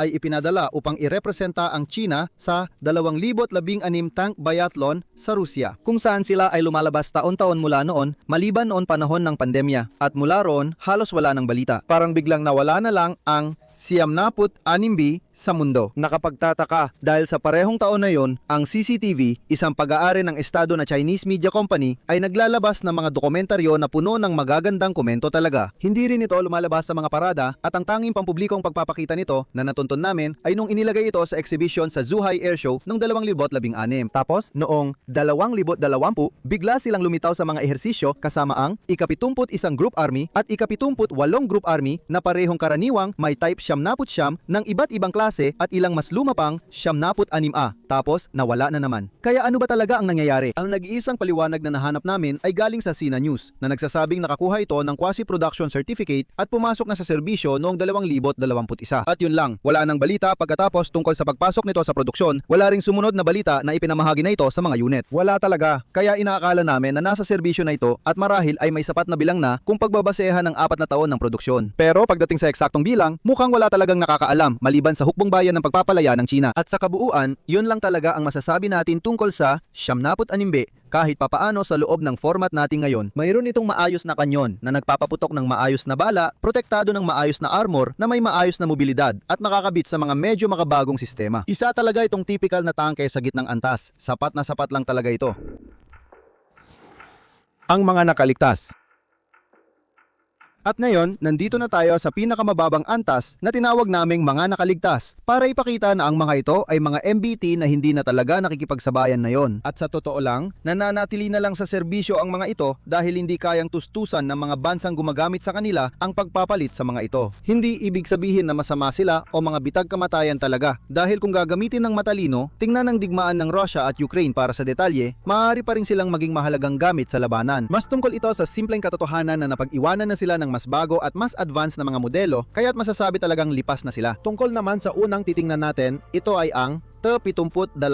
Pero hindi basta-bastang T-72, kundi isang M84 na gawa ng Yugoslavia. Sa madaling salita, isa itong T-72A ang pinasimpleng export model na pinaganda pa ng mga Yugoslav para mas maging matindi at mas may kakayahan. Unang pumasok ito sa serbisyo noong 1985 kahit na iba ang pangalan at ngayon makikita mo itong ginagamit ng Serbia, Croatia, Slovenia, Bosnia at Herzegovina, Ukraine at Kuwait. Bawat isa ay may sariling ginawang pagbabago para mapanatili itong gumagana tulad ng M844 Sniper ng ng Croatia na nilagyan ng bagong ballistics computer at bagong night sights. Pero marami pa ring mga karaniwang M84 ang nananatili sa frontline o reserve units. Ito ay dahil ang pag-upgrade o pagpapalit ng mga ito ay lampas sa kakayahan ng karamihan sa mga armadong persang ito. Sa disenyo, agad mong makikilala ang M84 dahil ito ay hangos sa T-72. Mayroon itong parehong 2A'40 size na 125 mm na kanyon tulad ng karamihan sa mga T-72 na gawa ng Soviet, pinapakain ng carousel autoloader sa ilalim ng sahig ng Tor at pinapatakbo ng parehong 3 miyembrong crew. Ang protection ay halos kapareho rin ng orihinal na Soviet. May mga composite plate sa harapan at gilid ng tore, bakal sa lahat ng bahagi, at may mga smoke grenade launcher para matakpan ang pag-atras at malayang paggalaw. Isang malaking pagkakaiba gayunpaman ay ang makina mula 780 horsepower sa T-72A ay tinaas ito sa humigit kumulang 1,000 horsepower sa M84 o higit pa. Sa halip, simula sa ikalawang variant, ang M84A pataas dahil ang standard na M84 na hindi hihigit sa 150 unit ang nagawa ay gumamit ng orihinal na Soviet na makina. Sa pagkakataong ito, ang M84A ay nagdagdag din ng mas magagandang fire control computers, pinahusay ng mga paningin at maliliit na pagbabago sa ergonomics na nagpaganda sa karanasan kumpara sa orihinal nitong modelo. APS, kalimutan mo na yan. Sa pinakamagandang kaso, makakakita ka lang ng soft kill jammer sa ilang pambansang upgrade. Halimbawa, ang M84 Asas Isa ng Serbia ay nilagyan ng Sutora Electro-Optical Dazzlers. Ibig sabihin, ang kaligtasan dito ay nakasalalay pa rin sa pagiging maliit, mabilis, mausok at dasal na walang masyadong malakas na tatama sa'yo. Makikita mo kung ano ang ibig naming sabihin. Isa ba itong tangke na napakasama kaya nagiging katawa-tawa na lang? Hindi, talagang hindi. At gayon din, wala ba itong silbi sa makabagong larangan ng labanan? Muli, hindi. Dahil kung wala talaga, hindi ito kinuha ng Ukraine. Pero ito ba ay, alam mo na, talagang maganda? Sa malakihang digmaan sa Balkan na magkatulad ng lakas, oo. Pero sa mas malawak na pananaw, hindi. Hindi ito ganun. At narito naman ang M48 Alima Patton. Ito ang huli sa isang napakahabang linya. Unang ginamit nung 1976. At ito ang pinakahuling bersyon ng orihinal na disenyo na unang ginamit noong 1952. Sa totoo lang, hindi naman talaga ito bagong tangke dahil isa lang itong upgrade package para sa A3. Pero napakaganda ng package na ito. Tampok dito ang paglalagay ng 105 mm M68 na kanyon kung saan dati ay nakalagay ang 90 mm M41, isang O-metric measurement, MDC size fire control system, in-upgrade na makina at mga truck, crew NBC protection system at iba pang mga upgrade sa hull, turret at radio electronics. May magandang dahilan din kung bakit ginawa ang lahat ng ito. Sa madaling salita, dinala ng US ang M6 Napu noong 1950. Isang kumpletong disenyo mula itaas hanggang ibaba na may tuwid na pahilis na harapang balute, mas makapal na armor, mas maluwag na turret, pinahusay na diesel power pack at ang parehong 105 mm M68 na baril. At kung ano-ano pang mga bagong teknolohiya na magagara. Pero si Tito Sam ay medyo nadala at nakagawa ng humigit kumulang 12,000 M48 at hindi pa naman talaga ganoon katanda ang mga ito. Kaya imbes na itapon na lang sila, ibig kong sabihin, bakit hindi na lang ayusin ng kaunti para mapalapit sa M6 Napu na pamantayan? At ayon, kaya nagkaroon ng M48 Alima. Syempre, hindi na ang US ang gumagamit ng mga ito. Sobrang laki ng pondo ng kanilang militar para doon. Sa halip, ang Gresya ang gumagamit. Sinasabing may 450 sila nito sa kanilang talaan. Ang Lebanon ay may 104, Thailand ay may 105 at Taiwan ay may 450. Pagkatapos ay ang Iran na may 180, Morocco na may 225 at Turkey na may humigit kumulang 600 nito. Karamihan sa mga fleet na yon ay na-upgrade din sa lokal. Ang MOLF ng Gresya ay nilagyan ng modernong laser rangefinder, digital ballistics computer at mas magagandang night sights. Ang Alima Tisa ng Turkey ay nagdagdag ng bagong fire control system, thermals at mga karagdagang armor plate. Ang sa Thailand naman ay binigyan ng mas pinahusay na sights ang kanilang Alima. Ang sa Taiwan ay nagkaroon ng panapanahong pag-upgrade ng fire control at makina at iba pa. Pero sa kabila ng lahat ng nabanggit na dagdag, ang 48 Alima pa rin ang base nito. Bakal na armor, mano-manong kinakargahan ng 105 mm kanyon ay nasa loob ng crew space, manipis ang bubong, walang blow-off rocks at walang APS. Nakakatulong ang mas matalinong optics pero hindi nito binabago ang mga pangunahing bagay. At ngayon, ang Chinese Type 80, isang pamilya ng mga tangke noong dekada 80 na kinabibilangan ng Type 80 mismo, Type 85, Type 88 at syempre ang Type 76. Kahit na hindi natin isasama ang huli sa usapan dito dahil nabigyan na natin ito ng pansin dati. Lahat ng mga ito ay dinisenyo para punan ng agwat sa pagitan ng mga ginayang disenyong Soviet ng China mula noong dekada 50 at ng mga makabagong teknolohiya ngayon. Pinanatili nito ang mga bagay na kayang gawin ng China ng maramihan at maaasahan tapos dinadagan ng unang maaasahang fire control at mobility upgrades na nakita ng hukbo sa malakihang antas. Ito ay isang tangke na may 4 na tao at karaniwang may 105 mm rifled na kanyon na may iba't ibang uri. Manumanong nilalagyan ito ng bala at nakakabit sa isang simple pero sapat sapat na fire control system nung panahon na yon na may kasamang laser rangefinder at ballistic computer. At mayroon din silang night vision kahit na pinag-uusapan natin dito ang napakasimpleng unang henerasyon ng kagamitan. Ibig kong sabihin, narito ang isang larawan para ipakita kung ano talaga ang ibig sabihin nito. Hindi ito maganda. Ang baluti nito, para gawing simple, ay may composite na katawan at bakal na tor. Kahit na ipinakilala ang era nung 1973 sa Type 85-3 variant. At dahil sa impluwensya ng disenyo ng Soviet, manipis ang armor sa bubong at ilalim. Sa ilalim ng deck plates, makikita mo ang isang diesel engine na nagbibigay ng humigit kumulang 700 horsepower na sapat para sa bilis na 50 kph sa kalsada. Bagamat sapat na para makasabay sa mga formasyon at taktika noong dekada 80, hindi ito mananalo sa mga mobility trials laban sa mga gamit ng ika-21 siglo. Sino pa ang gumagamit nito? Sa totoo lang, China ang pangunahing gumagamit nito na may ilang daan pa, at kahit doon, ginagamit lang nila ito bilang reserba sa pagsasanay at sa mga pangalawang linya ng tungkulin. Sa madaling salita, unti-unti na itong inaalis at ilalagay na lang sa mga museo kapag mas marami ng Type 79 at Type 15, isang magaan na tangke na ipinakilala noong 2018 ang magagamit. Bukod pa rito, ang Pakistan ay may 268 unit nito na pilit nilang sinusubukang imodernisa. Ang Sudan ay may 10 at ang Uganda ay may 5. Ngayon, nakikita mo na ba kung bakit inihiwalay natin ang Type 76 para maging sarili nitong paksa sa nakaraang kabanata? Oo, dahil nang hayagan naming inamin, ito ay isang ebolusyon ng Type 80, pero may kaunting agwat sa kakayahan, hindi ba? Walang paraan na pareho silang makakasya sa isang kabanata.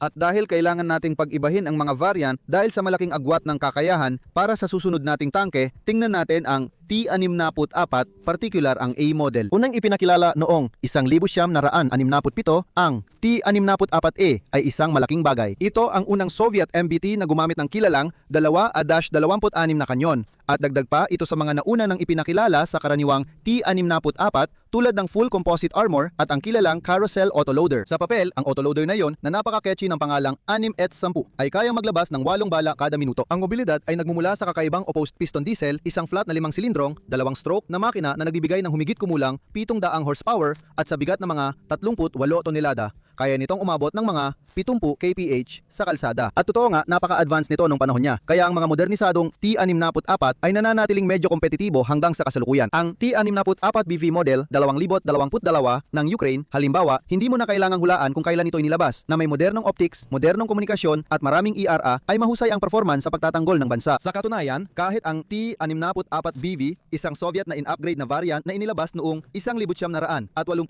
na puno ng era at ilang maliliit na upgrade dito at doon, ay hindi rin naman masama ang performance. Ang pangalawa, mula sa orihinal na T-64A, kahit na halos 60 taon na ang tanda, matagal na itong lampas sa pinakamagandang kondisyon nito at nakakagulat na ginagamit pa rin ito ng parehong Ukraine at Russia sa aktwal na labanan sa frontline ngayon. May ilang paglilinaw lang, huwag ninyong isipin na ginagamit nila ito bilang normal na gawain dahil siguradong hindi ganoon ang kaso. Na pinapatunayan ng katotohanan ang Ukraine ay nawalan ng 2 T-64A kumpara sa 442 BV. At ang Russia ay nawalan ng 3 kumpara sa 72 BV. Pero ginagamit pa rin sila, kadalasan ay nilalagyan ng kung anong era blocks na available sa bodega at madalas ay inilalagay na lang bilang mga self-propelled guns na malayo sa gitna ng labanan. At ngayon, isang bagay na unang pumasok sa serbisyo noong 1948 ang Soviet. T-55, isang matigas ang uron-retiradong tangke mula Cold War na tila ayaw talagang mamatay. At oo, para sa mga nakakalam, ibig sabihin nito ay isinasama na rin natin ang orihinal na T-54 bilang isa na lang sa pamilya. Sa totoo lang, ginagawa rin naman ito ng halos lahat ng historiador at wala tayong sapat na espasyo ngayon para muling isulat ang ilang dekada ng matagal ng tanggap na historiografya. Ang recipe ay simple, epektibo at napakaganda para sa panahon nito. Isang milimetro D-10 na kanyang may rifling, 4 na tao sa crew, compact na diesel engine, mababang silweta, bakal na armor at mga sistemang kayang-kayang ayusin ng kahit anong matinong paggawaan. Ngayon, talagang napag-iwanan na ito. Manipis ang bubong at ilalim, ergonomics na parang noong dekada 1950 at walang blow-off ammo racks. Pero ang tunay na lakas ng T-55, kung masasabi mang meron, ay ang kakayahan nitong mag-adapt. Sa iba't ibang panig ng mundo, makakakita ka ng mga halimbawa na may suot na composite o era, laser range finders, thermal sights at pati na rin mga gun conversion. Ang M55S ng Slovenia halimbawa ay nilagyan ng British na kanyon, Israeli reactive armor at modernong fire control system. Nakatanggap din ang Kyiv ng 28 nito noong 2022, siya nga pala. Hindi yan milagrosong solusyon, malayo doon. Pero ang mga ganitong upgrade ay kahit papaano ay nag-aangat sa T55 mula sa pagiging katawatawang tangke at nagiging medyo kapakipakinabang kung talagang maingat ka sa paggamit nito. At para sa mabilisang roll call, kung sino pa ang gumagamit nito at anong klase, ang Syria ay may halo-halong fleet ng T55A AM, AMV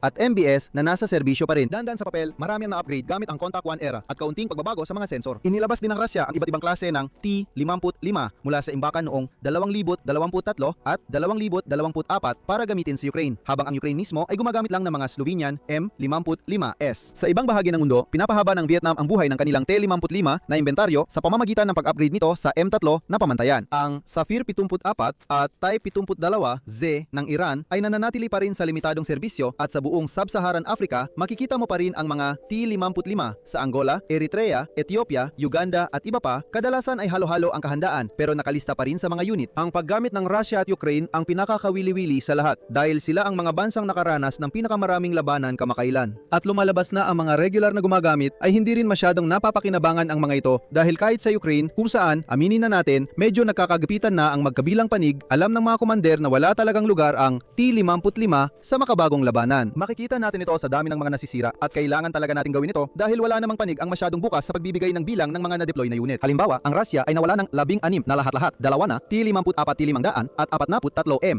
2 na T54B, 4 na T55A, 1 na T55A, model 1981 at 7 na hindi namin matukoy kung anong particular na variant. Ang Ukraine, gayon din, ay nawala ng 2 sa mga M55S na yun na nabanggit natin, at yun lang. Balikan mo ang T64 noong pinag-uusapan natin ang pagkawala ng mga tangke na umaabot sa daan-daan. Hindi talaga ginagamit ng mga commander ang T55 maliban na lang kung wala na silang ibang opsyon, at kahit ganoon, kadalasan ay ginagamit lang ito bilang ad hoc na self-propelled guns na malayo sa pangunahing labanan. At masisisi mo ba sila? Hindi talaga dinisenyo ang T55 para sa mundo ng mga top attack na bala, mga precision drone, thermal sight sa bawat squad at mga network kill chain na kayang mag-spot, mag-classify at sumira ng armor mula sa kilometro ang layo. Ang armor profile nito ay parang papel na panangga ayon sa modernong pamantayan. Manipis na bakal lang na kayang sumalo ng kaunti maliban sa autocannon fire at mga lumang RPG, pero agad na bumibigay kapag tinamaan ng tandem charge ATGM o kahit ng mga loitering munitions na pinagtagpi-tagpi lang. Ang 100mm na rifle gun nito, kahit na maasahan, ay hindi talaga nagbibigay ng sapat na muscle energy para mabantaan ang mga modernong MBT sa harapan. At kahit na may kakaibang bala, hindi pa rin ito sapat laban sa mga modular composite at ERA na naging pamantayan na sa loob ng mga dekada ngayon. Dagdag pa dyan, ang problema sa ergonomya nito, masikip ang loob, walang blow-off panels, ang mga bala ay nakaimbak na delikadong malapit sa crew at talagang walang anumang active protection systems. Ang isang tumatagos na tama ay kadalasan nangangahulugan ng malubang pagkasira o pagkawala. Ang kaligtasan ay halos nakadepende lang sa pagiging nasa maling lugar, na hindi talaga magandang dahilan para magkaroon ng kumpiyansa sa 2025. At kahit na ganon, ayan pa rin siya, nasa gitna pa rin ng labanan, hindi pa rin nakakapagretiro dahil sa mapait na realidad ng sitwasyon. Hindi kayang iretiro ng Rusya ang T55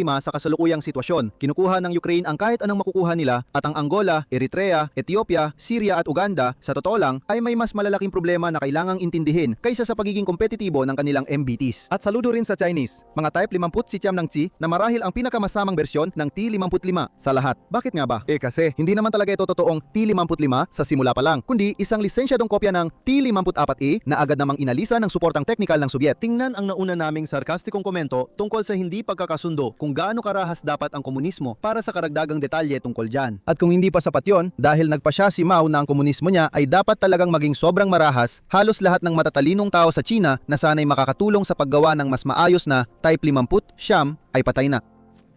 Pinatay dahil masyadong nag-isip. Dahil dito, nagkaroon ng tangke na walang stabilizer kahit man lang sa orihinal na espesifikasyon. Nakuha rin nila ito kalaunan sa Type 5 Siam 2A mga prototype noong 1985 at ipinakilala noong 1988.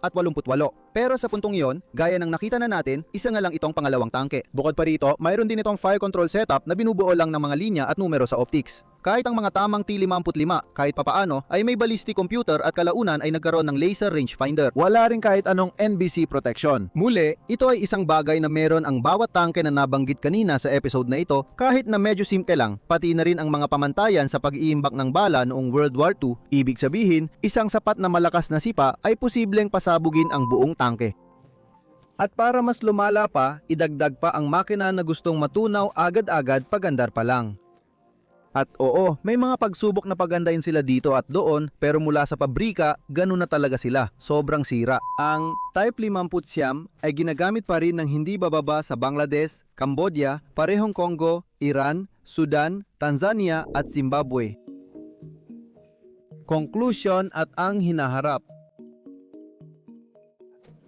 Isang bagay na madaling makalimutan dahil sa mabagal at paisa-isang paraan ng paggawa natin ngayon ay ang napakalaking agwat sa kakayahan ng mga MBT na tiningnan natin nung simula at ng mga huli nating tiningnan. At para talagang maging malinaw, kunin natin ang K2 mula sa itaas ng listahan at ang T55 mula sa ibaba. At ipagpalagay nating maghaharap sila, isang bagay na maaaring mangyari talaga balang araw dahil pinaniniwala ang may ilang T55 ang North Korea na nasa serbisyo pa. Bagamat wala pang matibay na ebidensya tungkol dito dahil hindi pa sila muling nakunan sa video mula nung parada sa Pyongyang noong 2013. Sa halip, paghihinuha lang ito na inaakalang tulad ng Russia, nakaimbak lang ang mga ito sa isang bodega kung saan man. Dahil bakit na ba itatapon ng isang bansa na nasa kalagayan ng North Korea ang mga tangke na maayos pa naman gamitin kahit medyo luma na? Pero lumilihis na tayo. Isipin mo ito para patunayan ang punto. Hindi na talaga nakikita ng K2 ang T55, kundi natutuklasan, kinikilala at agad na minamarkahan para wasakin. Napansin ng panoramic thermal ng commander ang biglang paginit. Otomatikong sinusundan ng digital fire control system, inaayos ng hydropneumatics ang ilong ng tangke para sa perpektong anggulo ng putok at nakaantabay ang millimeter wave radar para otomatikong maglabas ng uso kung may banta na magpapakita. Ang unang putok ay isang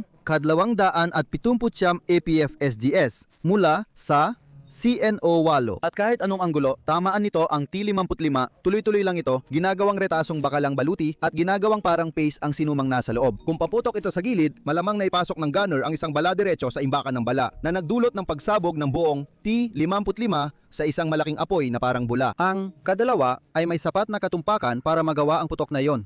Kahit malayo, may mga bala na madaling tumagos at may gunner na ginugol ang malaking bahagi ng kanyang karera sa pag-aaral ng mga silweta ng tangke at mga mahihinang bahagi nito. Kung sakali naman na gumagana pa rin ang T55 pagkatapos nun, kahit papaano, ibig sabihin ay hindi pa tumatakas ang natitirang crew kung meron man silang natira. Ang kadalawa ay maghihintay lang na matapos ang autoloader nito, iniikot ng kaunti ang turret habang naghihintay na tumutok sa isa pang mahalagang target. At pagkatapos ay paputukan ulit nito ang T55 at tapos na. Tapos na, pero hetong ibang senaryo para kahit papaano mabigyan ng pagkakataon ang T55. Hindi haharapin ang K2 sa bukas at patas na labanan, kundi nakapwesto ito sa likod ng matibay na harang, patay ang makina, malamig na malamig at nakatutok na agad ang kanyon sa tamang direksyon. Isang perpektong pananambang sa madaling salita. Pagkatapos, napigilan ng hot kill APS ng K2 ang bala, agad na sinasabi ng mga sensor sa gunner kung saan ang gulo ito nanggaling at saka nila iikot ang turret papunta roon at uulitin na lang ang proseso gaya ng dati. At kung isa ito sa karamihan ng K2 na walang hard kill APS, hindi pa rin tatagos ang bala ng T55 at muli uulitin lang ng K2 ang proseso gaya ng dati. Ngayon, isipin mo na naiwan ng T55 na umaandar ang makina nito habang naghihintay, marahil gusto nilang nakaandar ang hydraulic pumps para mabilis nilang maikot ang turret kapag dumaan ng K2. Kung hindi mataas ang taguan, madedetect ng thermal ng K2 ang init na galing sa tambucho at biglang lilitaw ang K-stamp sa itaas at agad mapapawala lang laban ng T55 nang hindi man lang nito namamalayan na binabaril na pala ito. Pero paano kung sa isang paraan nagawa ng T55 na mailapit ng husto ang kanyon nito halos dikit na dikit para makuha ang maximum kinetic energy ng bala nito sa pagbutas at sapat na lapit para hindi ma-activate ang hard kill APS ng K2 kung meron man ito? Ang sagot dyan, kung tutuusin, ay maaaring oo. Sa harapan, wala talagang pag-asa. Ang makapal na konsentrasyon ng modernong composite at Aeropax at Spall liners ay sobra para sa kaya talunin ng isang 100 mm D10 na kanyon. Bagamat ang isang anti-tank guided missile na maaring iputok mula sa T55A model at pataas ay maaring makalusot kung wala ang ERA, pero nandoon naman ito. Sa gilid, kung saan mas manipis ang armor ng K2, bahaging tumataas ang tsansa na makalusot pero hindi pa rin ito maganda. At mula sa likuran, mas mataas pa ang posibilidad. Ngunit, yon ay pinakamainam na sitwasyon lamang. Isang pantasang sitwasyon na halos siguradong hindi mangyayari sa totoong buhay. Sa practical na usapan, sa madaling salita, wala talagang magagawa ang T55 para talunin ang K2. Kaya ngayon, nakikita mo na ang agwat sa kanilang kakayahan. Hindi lang basta mas magaling ang top tier kaysa sa survivors tier, kundi talagang hindi mo sila maikukumpara sa isa't isa. Para itong si David laban kay Goliath, kung si Goliath ay nagsuot lang talaga ng helmet. Para itong si Mike Tyson sa rurok ng kanyang karera na lumalaban sa isang bata. Pero paano naman ang inaharap? Dahil ang listahang ito, sa totoo lang, ay isang snapshot lang ng panahon mula nung isinulat ito nung huling bahagi ng 2025. palaging umuunlad ang teknolohiya. Laging itinatapon sa tambakan ng bakal ang mga lumang tangke dahil sa pagiging laos. Alam ko namang napansin na ng mga matatalino sa inyo, ang hard kill APS ay magiging napakalaking bagay sa inaharap. Nandito na ito ngayon. Napatunayan na itong sobrang epektibo, kaya naman maraming tangke na paparating o bagong pasok sa serbisyo ay nilalagyan na nito. At marami pang iba ang sinisiguradong kasama ito bilang opsyon sa kanilang upgrade roadmap. Bilang mga halimbawa, ang Leopard 2A8 ng Alemanya, pati na rin ang Panther KF51 ng Alemanya, ang Challenger 3 ng UK, ang M1A3 Abrams ng Amerika, ang Type 79B ng China, ang Altai ng Turkiya, ang Makarva 4 Barak ng Israel, ang Type 10 ng Hapon, ang T-70M ng Rusya at ang T-70T-70 Bisma ng India. Dahil diyan, naniniwala kami na kung babalikan natin ang paksang ito, halimbawa sa loob ng 10 taon, malamang na mangyayari, ang hard kill APS ay magiging mahigpit na pamantayan para makapasok sa top tier. Magiging karaniwan na ito sa panahong yon, kaya hindi na namin nakikita na may ibang mangyayari pa. Pag-usapan din natin ang tungkol sa networking capabilities na palagi nating nakikita sa top tier. Simulan natin sa mas malalim na paliwanag kung ano talaga ang ibig nating sabihin sa terminong yon. Kapag sinabi nating networking, hindi lang ibig sabihin nito ay magandang radyo. Ang ibig nating sabihin ay isang kumpletong digital nervous system na nag-uugnay sa mga tangke, drone, infantry, artillerya at command post sa isang organismo. Sa aktual, ito ay isang battle management system na nasa harap ng crew na nagpapakita ng live na mapa ng mga kaalyado at kalaban, nag-update halos real time at nagbibigay daan na may pasa agad ang target data sa buong formasyon. Kung may nakita ang isang tangke, nakikita rin ng lahat ng tangke. Kapag nagmarka ang isang crew, pwedeng agad magtutok at magpaputok ang iba. Pinapaikli nito ang kill chain. Sa halip na yung lumang paraan na tango, spotting, pagkalikot sa bearings, sigawan sa radyo, hintayin ang fire mission at umasa na tatama ang bala bago makatakbo ang target, ginagawang mabilis at eksakto ng modernong networking ang buong proseso na nasusukat lang sa ilang segundo. Nakakita ang drone ng thermal bloom at otomatikong ipinapadala ng BMS ang eksaktong grid. Lumalabas agad ang grid na yon sa display ng bawat crew. Nakaayos na para sa fire control system ng gunner. Pinipipili ng komandante na gamitin ang remote weapon station o ang pangunahing kanyon ay tumututok sa itinakdang target at nilulutas ng fire control system ang lead, hangin at distansya at paputok na ang bala. Habang ang kalapit na mortar battery o loitering munition ay naka-assign na agad para salubungin ang kahit anong susubok gumalaw. At ang target prioritization, otomatikong pag-iwas sa friendly fire para hindi tamaan ng bala ang sarili mong infantry at programmable rounds na isinet ng tangke bago magpaputok. Hindi mo lang pinabilis ang pag-engage, pinataas mo pa ang posibilidad na mapatigil agad sa unang putok. Pinapagana rin ng networking ang cross-queuing. Ang isang eroplano o recon vehicle ay pwedeng magbigay ng target point sa isang platoon na nasa malayo. Dalawang tangke ay pwedeng magpalitan ng putok para matakpan ng isa ang pagabante ng isa pa.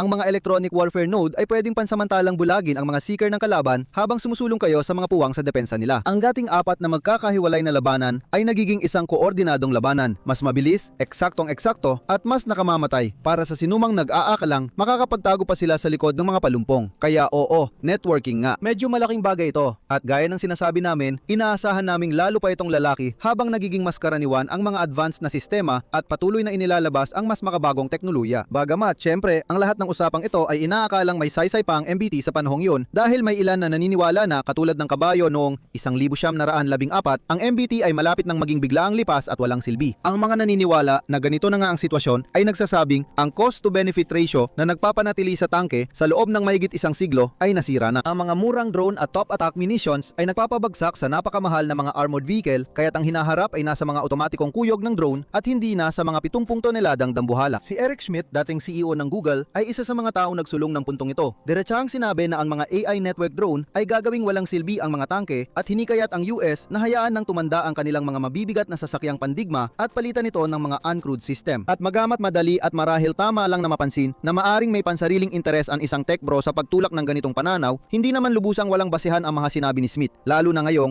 2024. Iniulat ng Associated Press na inatras ng Ukraine ang kanilang M1A1 Abrams mula sa mga frontline. Malaking bahagi nito ay dahil sa mga Russian loitering munitions, yung tinatawag nating mga armado o weaponized na drone. Ang ideyang ito ay inulit din ng mga eksperto sa larangan kasama na ang International Institute for Strategic Studies o IISS na binigyang diin ang napakaraming bilang ng mga tangke ng lahat ng uri, hindi lang MBTs, na nawasak sa Ukraine sa magkabilang panig mula nang magsimula ang malawakang pananakop noong 2022. 1,277 para sa Ukraine, kung saan 951 ang tuluyang nawasak at 4,135 para sa Russia, kung saan 3,058 ang tuluyang nawasak. Meron ding mga bilang sa panahon ng pagsulat nito, hindi mula sa IISS. at nagsagawa kami ng panibagong pag-check ng talaan dahil medyo luma na ang artikulong tinutukoy. Para sa mga sumusulat ng obituary ng MBT, sapat na ang ebidensyang tulad nito. Pero may mga nagsasabi na mas malalim pa ang kwento at na ang MBT ay magkakaroon pa rin ng papel na gagampanan sa matagal na panahon. Pamunahing sinasabi ng mga taong ito na hindi pa laos ang mismong plataporma kundi ang paraan ng paggamit dito ang kadalasang laos na. Itinuturo nila na ang mga tangke pa rin ang tanging paraan para maghatid ng mobile na firepower sa ilalim ng putukan na may direct line of sight at pagkatapos ay mapanatili ang lugar na kanilang nasakop. Para bigyan ng pangalan ng opinyon at palawakin pa ito ng kaunti, si Justin Bronk mula sa Royal United Services Institute ay binigyang diin na ang tangke ay hindi palaos at ang pinakamatitinding pagkawala ng Ukraine ay resulta ng hindi magandang taktika at hindi maayos na mga galaw. Hindi ito patunay na tapos na ang armor bilang isang klase. Ang veteranong strategist na si Lawrence Friedman ay tumutol sa ideyang ito, sinasabing hindi ginawang laos ng mga drone ang mga tangke. Ginawa lang nilang laos ang mga tangke na ginagamit ng walang pag-iisip at walang suporta. Pagkatapos ay naroon si Michael Kaufman na nagdagdag ng pananaw ng isang practitioner na nagsasabing nananatiling kailangan ang mga tangke sa larangan ng digmaan, lalo na sa labanan sa lungsod dahil wala nang ibang sasakyan na pinagsasama ang proteksyon, lakas ng putok at kakayahang gumalaw sa isang pakete. Ang susi ay gamitin ang mga ito sa ilalim ng tamang proteksyon ng infantry, artillerya, depensa sa impapawid at electronic warfare sa halip na basta-basta silang isulong ang mga ito ng pikit mata sa mga sonang patayan. Ang suporta para sa posisyong ito ay nagmumula hindi lang sa mga eksperto, kundi pati na rin sa matitibay na datos at sa paraan ng pagbili ng mga kagamitan. Iniulat ng sariling testing office ng Pentagon ng Trophy APS kapag nakakabit sa Abrams ay nakaharang sa karamihan ng mga paparating na banta sa panahon ng operational trials. Tuyo at formal ang wikang ginamit ng mga opisyal, oo, pero malaki ang ibig sabihin nito dahil ang mga resulta na ganyan ang direktang nagdala sa pagbuo ng paparating na misa at 3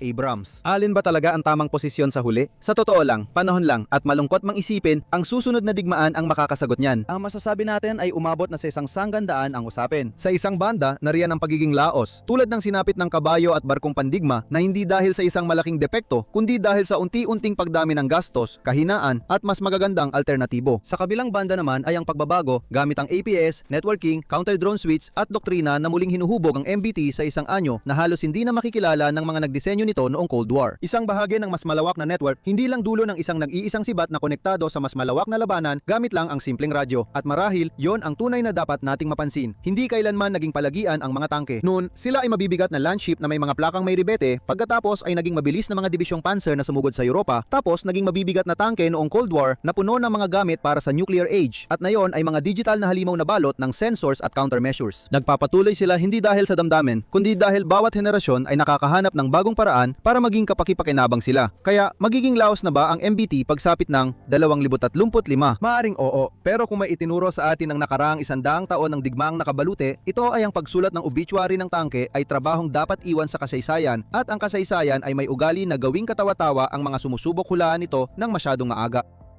Maraming salamat sa panonood.